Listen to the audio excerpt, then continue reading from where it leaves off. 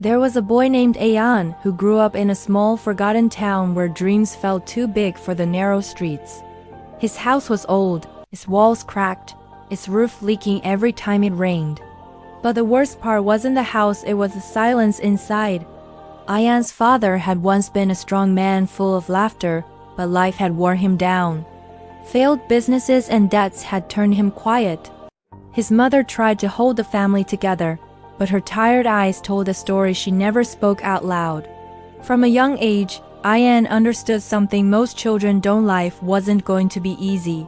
At school, he wasn't the smartest. He wasn't the strongest. And he definitely wasn't the most confident. Other kids laughed when he struggled. Teachers often overlooked him. Slowly the world began to label him average, weak, not enough. And the most dangerous thing happened. Ayan started to believe it. One evening, after a particularly hard day, Ayan sat alone on the roof. The sky was dark, filled with stars that seemed so far away. "I'm tired," he whispered to himself. "No matter how hard I try, it's never enough." For the first time, he thought about giving up, not just on school, but on his dreams, on himself. But then he heard something. Not from outside, but from within. A quiet voice. "What if you're not failing? What if you're just not finished yet?" Ayan frowned. He didn't know where the thought came from, but it felt different. It didn't judge him. It simply challenged him. That night, instead of crying himself to sleep, Ayan made a decision. He wouldn't quit, not because he was strong, not because he believed in himself, but because he refused to let life decide his ending. The next morning, nothing had changed except him. He still struggled in class. He still got things wrong. People still laughed. But this time, he didn't stop. He stayed after school to study. When he didn't understand something, he asked again and again until he did. When he failed a test, he didn't hide it.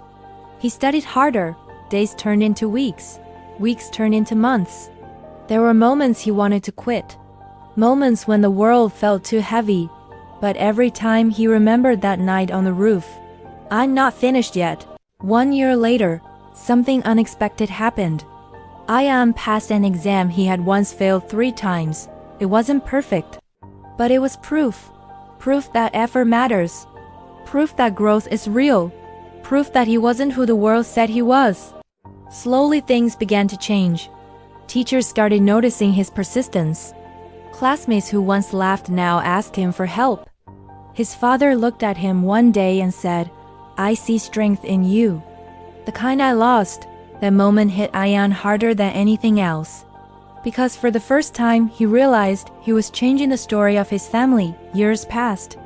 The boy who was once called not enough became someone others looked up to. Not because he was perfect, but because he never stopped.